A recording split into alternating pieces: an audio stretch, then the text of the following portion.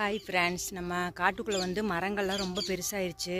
இந்த பாருங்கள், சப்போட்டா மரம், அதுக்கப்புறம் இந்த மாமரம்லாம் பெருசானோன்னா அந்த போஸ்ட்லேருந்து அந்த வயரில் போய் தட்டுது. அதனால் ஈபிக்காரங்க வந்து இந்த மாமரத்தில் வந்து ஒரு கிளையை வந்து கட் பண்ணி விட்டாங்க. அது பாருங்கள் காஞ்சிருக்கு. அந்த காஞ்ச கிளையை வந்து 2 நாள் கழித்து எடுத்து பின்னாடி போட்டுடலாம், தீ வச்சிடலான்னு பார்த்தா அதில் ஒரு தேன் கூடு கட்டியிருக்கு. இருங்க காமிக்கிறேன். இங்கே பாருங்கள், தெரியுதா? இருங்க கொஞ்சம் க்ளோஸ்அப்பில் காமிக்கிறேன். எதையாவது இப்போ நம்ம தொட்டோம் அவ்வளோதான், நான் செத்தேன். பூரா வந்து முச்சு விட்டுரும்.